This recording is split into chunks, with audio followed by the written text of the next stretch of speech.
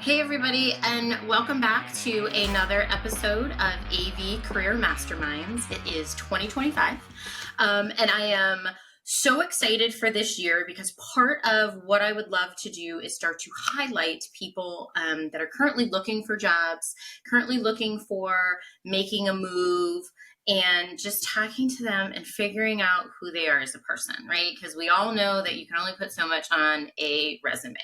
So I am excited for my actual kind of first guest like that for this year. So Patrick, introduce yourself. Tell us kind of who you are, a little bit of your background, what you're doing, and how you got here, that kind of stuff. Yeah, so my name is Patrick Shore. I am originally from Pittsburgh, Pennsylvania, but I went to grad school for entertainment technology at Carnegie Mellon University. And on that, during my tenure there, we took a field trip to the West Coast, basically, and that's kind of how I got introduced to themed entertainment industry, and basically led me to finding the company Electrosonic, where I used to work. We stopped there and I really kind of fell in love with everything they were doing. It was a lot of AV systems integration stuff. And in my grad school program, it was a lot of kind of video games focused, and those jobs are really hard to get. And as people can hear and see, like a lot of layoffs are happening in that industry too. So it's not a really stable industry. So that was another reason that I was kind of drawn to Electrosonic, where they're working with Disney, they're working with Universal, they're working with all these really cool theme companies, and they're also just working with like Google and all these other kind of companies doing conference rooms and corporate briefing centers. So they're still using the AV technology that you see in like rides and stuff, but they're doing it in a corporate setting. So that kind of excited me. It was like, oh, we can use this technology for different types of applications. You said Pittsburgh, so I am originally from Youngstown, Ohio. Huge Steeler fan. I'm Oh assuming yeah. you're still a Steeler fan. Okay, good. So see, I knew we were gonna get along. So talk to me real quick about what you did at Carnegie Mellon, because I think for me, I'm always interested in understanding the different programs that people have gone through if it has something to do with AV. And my mind has always been there's not a lot of degree pathways out there for quote unquote AV or things that go around with AV. So talk to me a minute about that program. Sure. Yeah. So it's the entertainment technology, and it's a Masters of Entertainment Technology, and I really enjoyed the program because it's not you don't really take classes in it. Your first semester, you do have some classes that are kind of like foundational, but after that, it kind of mirrors a real world work environment where each semester the students are grouped into teams and they work on a project for a client. So either I know my first summer there, I worked on a project for Intel. My second semester, I worked on a project for a local middle school that utilized the Small Lab interactive lab platform. It's basically a giant Wii that, again, going into AV, it used a projector on the classroom ceiling, projected down onto the floor, and Right. kids would wear IR bracelets on their wrists and their shoes, and they would interact with the game on the floor of the classroom.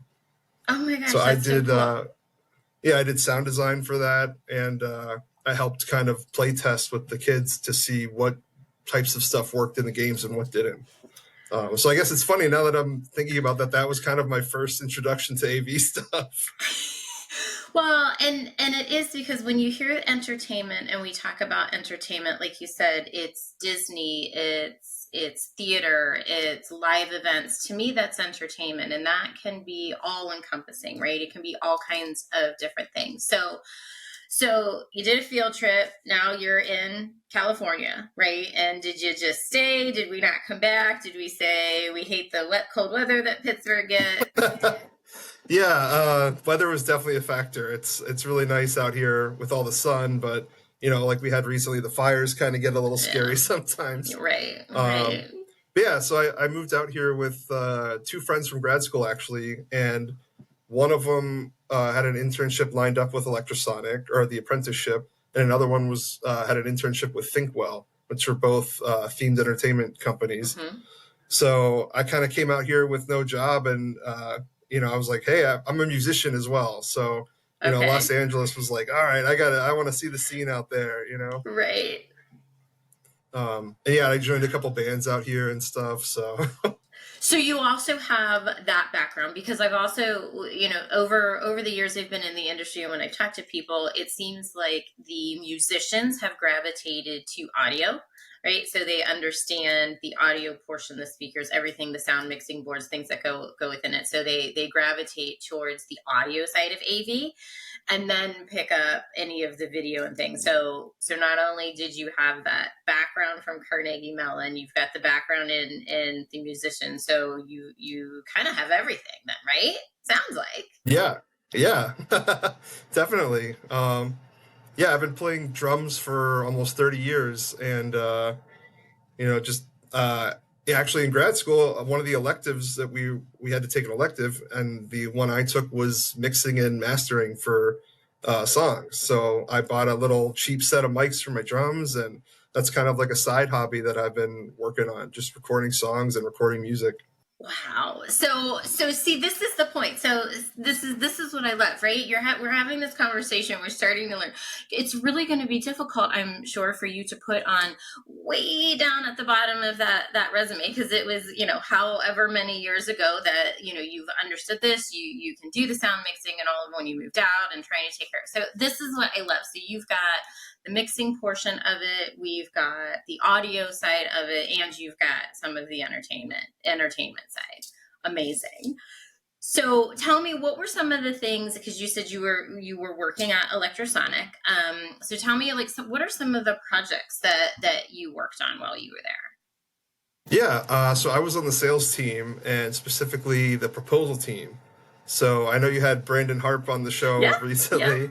I worked Mm-hmm. with him a lot. He would be kind of the lead salesperson, talking with the client and kind of gathering requirements from them. And then once we get their kind of bid package, it would be kind of handed off to me, and I would work with Brandon, and I would get quotes for the equipment, kind of check the BOM that we were given, just to make sure it's not missing anything. Like we have the right amount of mounts for the displays, transmitters, receivers, all that kind of stuff.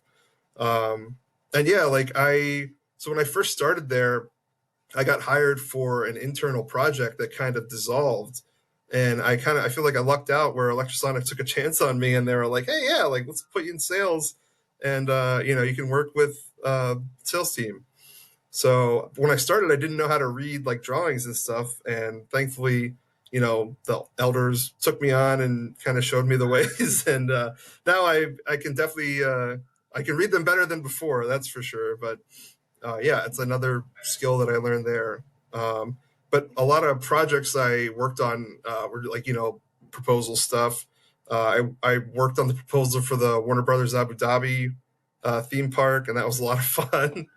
Um, and then as I kind of worked there, I was there for about 8.5 years, and towards the end of my time there, I was a account manager for Universal Studios Hollywood and Orlando, and I would basically get them quotes for spare parts. So every day they sent me a list of here's all the spares we need, and I'm emailing all the vendors, hey, what can we get for Universal, and that was kind of the bread and butter of what I was doing for the last part of my time there. Okay, so you can understand and proposals, and I know that it every company is a little bit different on how they handle those things, right? So as you mentioned, Brandon, we envision him as being like that outside sales kind of person, working, understanding what customer needs are, what they want to do, if they can potentially do it with their budget. So would he then, or anybody as that would be considered that salesperson, sit down with you and say, here's what the customer wants? Did you also help kind of build that bill of material with an engineer, or were you like the engineer, or was there a team? Like how did that work there? So it was very much with a team, like the proposal team was also sales engineers. So we would look at it, kind of vet it, like you said, and then if there was something in there that like people didn't understand, we would go to Electrosonics engineering team and have them kind of review it Mm-hmm. and help us out. And then especially with labor as well, we would go to our operations team and we'd take a stab at estimating what we would think the labor would be, and then they would come back and say you're ridiculous, and then we'd have to talk them off the ledge, and then we'd have to find that balance. Is it, I think if any, regardless if it's a small classroom, if it's an extremely large project, as soon as you get to engineering and operations, when it comes to engineering hours, programming hours, labor hours, everybody's going to think differently on how long it's going to take, right? And if we always go with what that operations team is going to want, customers probably going to be like, no, we can't do this, right? And if we go with what the salesperson says, like me, like I'd be out. Like we'd be losing money tomorrow because I'd say, oh, piece of cake. Well, that is the eternal problem that I've learned while I was there. Yeah. So you've dealt with demanding customers, and I'm going to say demanding because I look at Universal Studios with so much going on, right? So much in between entertainment and the rides and everything there, and to working on a large project in, what did you say, Abu Dhabi? Yeah. Yep. The Warner Brothers theme park. So to something smaller. So you've been able to do everything. It sounds like you have more experience in larger projects than I can say I have within doing anything that I've done so far in my career. Cool. Yeah. Like you mentioned, the big stuff, and then another client that I worked with a lot was just the Museum of Tolerance. Like just right down the street in LA, and it was they were like great to work with. It's just all walks of life basically, and still not as demanding as Universal, but you wanna be the. I really like being the person that kind of helps the client out. I want to be the person that they can go to and know, hey, I'm going to go to Pat. He's going to get it done. So kind of like that trusted advisor. Yeah. Oh, yeah. So what happens then, Pat? Let me ask you this, because I always know what I say when it comes to this, but there's always those times where, regardless of what you're doing for a customer, they're going to probably ask you something that's completely outside of the scope of what you have the ability to do. So how do you handle that with a customer where they're coming to you? Like what is the way that you handle a customer when you're not going to be able to accomplish whatever that task they're asking for or project they're asking for, because it's just completely out of the scope of what you do? How do you handle those with your customers? I think I like to kind of explore that with them and say, like, hey, that may not be us. Excuse me. That may not be us, but let's see what you're looking to do and let's see what companies do it, and maybe we can get them on board. So it's not like you don't want to turn them down, because if it's something that they really want, and we know this company over here does this, then let's bring them in. But like sometimes if it is way out of left field, you just have to say, oh, that's not us. Here, and then I would still like to give them like a list of, hey, let's research this. Here's these companies that do this. You can reach out to them. And that's how I would answer it too, because I think in doing that, you're gaining your customer's trust by saying, we can't do this, or I can't do this, or my company doesn't do this, but we want to help you. And so they're always going to keep coming back because they know that you're listening, you're understanding, and you want, obviously, your customer's needs to be met and your customer to be successful with whatever the case may be. Yeah. Oh, yeah. We don't care when I talk to people on why we are looking, why we're transitioning. That means absolutely nothing, because for me anyway, because so much is going on in the industry, whether companies are downsizing, whether you don't want, a high stress job anymore, or, whether you want to be able to stay home more. No, it doesn't matter, right? Like everybody has their own reasons for being in transition. So what are you looking for? What is that ideal job? If you could wave the magic wand and say, this is what I would love to do, what is that? Or have you even thought about that? Yeah, actually, I have. A really good friend gave me that book. What color is your parachute? Okay, It's a never really heard. Okay, good. I need to write that down, but Oh, I've never okay. heard. Yeah, Okay, I have it right here next to my desk. I'm on the last chapter. okay. um, yeah, what color is your parachute? It's been around since like the '70s, and they update it every year or every so often. And it's a really good introspective book. It makes you kind of take stock of what your interests are, what your skills are. You know, down the last chapter is it's titled "What the Purpose of Your Life Is," and so that's why I'm still on it. It's a little heavy, um, but basically, yeah. So I read that over the summer last year, and I ended up making a YouTube channel where I really love cooking as a hobby as well. So I teach like a recipe on the YouTube channel while I cover a song on the drums. So it basically like I had an epiphany where I can combine my interests and drum and make food at the same time. Um, yeah, so it's a fun little hobby. I actually just put out a new video recently. But I don't know if that would be. I mean, that would be a nice dream job, but it's very erratic, and all the music jobs and all the creative jobs are just so hard. They were tough to get to begin with, and now with the industries taking going the way they are, it's even harder. It's way more cutthroat competition. Um, but I still think one of my dream jobs would just be an account manager, like you said, that trusted advisor. I really really like helping the customer kind of achieve their goal, whether it be like the corporate briefing center or like the big universal attractions. Right. So, and that, when we look at that account manager, or we look at outside sales, or whatever the business development, whatever the companies want to call that person, um, or is it, have you, so being on, as I would put electrosonic just in a category of saying like integrator, right? Integrator, reseller kind of thing.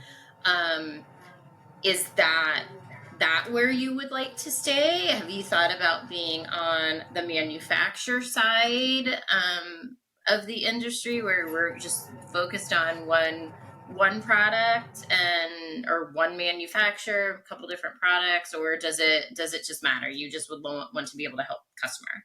I think I would just, yeah, it doesn't matter. I've been applying to manufacturers. I've been applying to distributors. And then I've been applying to like end users, like Yeah. Disney and Universal and museums and just kind of everywhere. I really like, again, being the trusted advisor, and I guess if we go with a manufacturer too, that's even more of a like, hey, I have this specialized thing. Yeah. I can help you with this. This product can specifically fill your needs. Well, and I'm glad to hear you say that you've even started to look at the quote unquote end user, right? So our customer that we are dealing with on a daily basis. Because I do think when we look at the audiovisual industry, all encompassing in a whole, we forget that our customers that we are helping them have people that need to find us, right? Need to find the integrator, need to find the product, need to find the manufacturer. So to me, just me in general and personally, you probably would be an extremely good fit for a customer because you've done the projects, right? You've seen some of the headaches. You've been able to maybe say, oh, that might not work, or this might work, or you need to, expand your timeline a little bit. So how are you? So knowing all of this and the different things that you've been doing, how's that process been going for you? It's okay. I think you mentioned at the beginning, like it kind of feels like at this point, it kind of feels like my AI versus the company's AI. So it feels like the human element has been lost out of Yeah, that transaction of applying to a job. Because I've signed up for some AI stuff to help me with my resume and all that stuff, and it does a really good job of kind of helping you match your resume to the job description, to the point where, I canceled it because it was like, well, I've seen it do it so many times. I know what to do now. I know how to do it myself. Been there, done that. Uh-huh. Yeah, yeah. So, but then it's also, I think I heard maybe Chance mention it on the other episode that I Mm-hmm. watched, where, your network is huge right now. I feel like that's super valuable. And I feel like I've made better progress reaching out to people on LinkedIn, going to networking events. Like, I just feel a lot better when you actually kind of talk to a human person, Right. That is why I asked the question. And because that is one of the reasons also why I wanted to do this podcast and talk to people. Because not too long ago, I was unemployed. I was looking, I knew what I wanted to do. I'm trying to go through the application process, and I was being a little picky because there were certain things I knew I wanted to do, certain manufacturers I wanted to go work for, things like that. And I even invested for a time being in one of those to help me rewrite my resume. And it was frustrating. You get to a point where you feel a little deflated, right? But I'm glad to hear that you're reaching out and utilizing your network. Well, that's how we got here, right? You reached out. Yeah, I'm like, exactly. Let's go. Yeah, yep. It's one of those things where you go, somebody I know knows you and they recommend it. Okay, great. Like let me talk to you. Let me figure out, what's going on, for sure. Absolutely. Yeah. So have you attended, and in this time being, as you're looking, have you attended any regional events, manufacturers events, large events, anything that gets you out, in there with people within the industry that are doing any type of networking? I haven't attended any large events, but the networking event I just went to was the Themed Entertainment Association. They have a West Coast chapter, and they had a little networking event at Golden Road Brewery, and that was fun. And it was great. Like, it's people I've seen them all before, so it was great to catch up. It was a very well attended event. Awesome. And it was great. I've seen people I haven't seen in like 5 years, so it was good to see them, catch up. And then, with them, you're also meeting the people that they're currently working with. And so I met a bunch of people that I also didn't know. So, right. And so that's awesome too, because that is one of the things I'm a big proponent of is to telling people, like, make sure if you have the ability to, right, you don't have to spend any money, maybe some gas money, drive down the road, figure out where they are. Usually they're free. Usually if you figure out who some of the sponsors are putting them on and they're not free, if you call them up and you're like, look, I'm looking, I want to come. People are amazing in the industry and they'll say, sure, like they'll get you set up somehow to go. That's awesome. Like, I'm glad to hear that. So I was scrolling through, and I'm assuming that's what I did not click on them yet, but I was scrolling through your LinkedIn, and the YouTube videos that you are referring to, have you posted them? Or is that some of the ones that maybe on your LinkedIn page? Yeah, I posted them. I first started doing it back in September. And yeah, I posted like the first couple ones I did. Mainly because, working at Electrosonic, doing the account management thing, it's fun, but, I'm not getting to flex that creative, like, drumming muscle. And, like, Right. I really love video editing. And so that was like kind of my way to, hey, like, I'm going to post this YouTube video, but it's also me kind of practicing my skills and like flexing that muscle again, because I haven't done that in a long time, since grad school. So it was a way to kind of showcase, like, hey, I do the account management stuff, but I can also, mix and master recordings. I can video edit. So I love that you're using, in the fact that you like to cook. I love that you're incorporating that and with the drumming in there. So I am a big proponent on personal brand, right? I've talked about that. I was did a session just at ISC about it. So, if I can do any type of recommendation for you or anyone that's watching or listening, and you do something unique like that, hone in on that. Like, start to that's a personal brand to me that is so unique. And that's one of the things I talk about is personal branding being unique. I would hone in on that more and be like, look, I've done the editing, and, I've recorded it all myself, and I'm doing all of the editing. But, this is something that I think the right company would hone in on that, and just would be able to, whether it's like the microphone companies out there or the camera companies that are out there, right? Take that and be like, Yeah. where you're using our stuff, this is our guy, and look what he could do. Like, I would totally dive in on that a little more. I think you got something going there, Patrick, that could be Thanks. awesome. Yeah. Yeah, I hope so. Yeah, I think that was my next kind of stage. After I make a couple more, I want to, reach out to companies like you said, like manufacturers, or like even like food products. Like, hey, I used your pasta in this video. Like, Yeah. And that's the whole thing, is because being able to do that, and if you do that, it opens up that whole world of where I say audio visual is a huge umbrella. Right? It doesn't necessarily have to be the audio visual that we think of in our mind. Like you said, you could find some completely not in AV really, but a food company that needs somebody to help with their videos and help with their editing of commercials and things like that. Like, you could totally take it, still be part of the industry doing what you love, but in a different kind of vertical in a way than what we would normally think. yeah, for sure. Fingers crossed. Yeah, right. I know. See, this is what we want to try and do. See, because I'm telling you, this is the whole point. You can't really put all of this on your resume unless you're chit chatting with somebody, right? This is what I love. This is so exciting to me. I love this for you. So as we wind down here, Patrick, is there, other than kind of the videos that you're doing and the video editing and musician and all of that, is there anything else that you can kind of think of that, somebody's not going to see on a piece of paper, whether it's your love of something, you just as a person, right? I mean, that's what I want to help people understand is who you are as a person.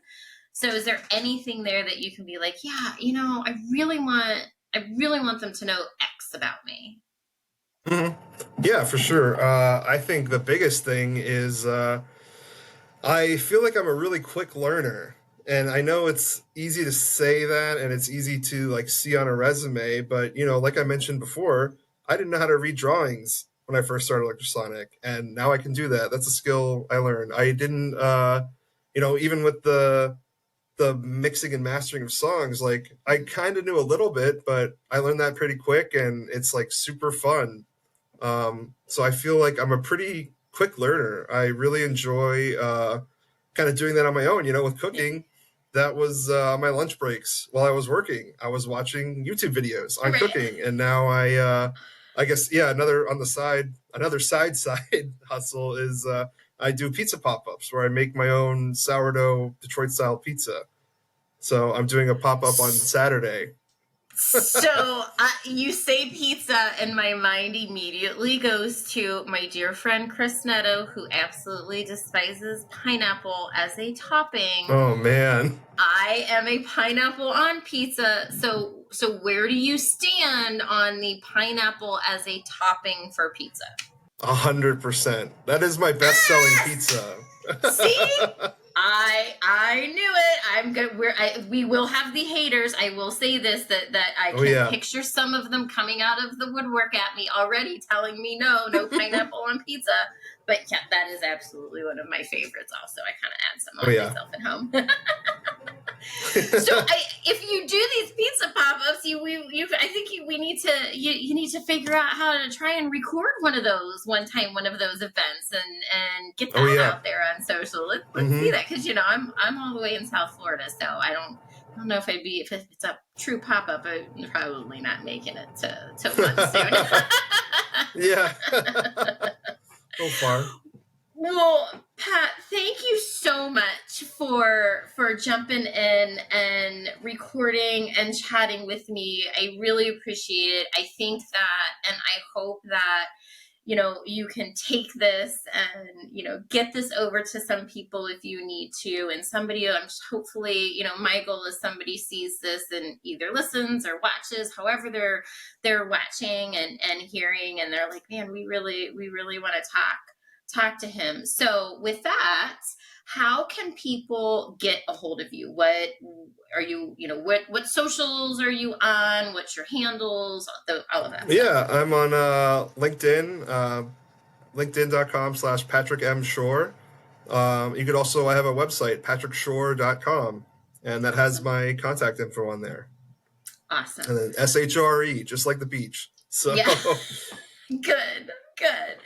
Well, thank you again for joining and being on with me. This was awesome. Like, I think you have a lot going on that is going to be amazing for everyone. And guys and listeners, wherever you're listening or watching this, please remember Patrick is a perfect example of that we are all more than words on a resume. Thanks for listening. The network for the AV industry. What are you listening to? This is AV. This is AVNation. This is AVNation.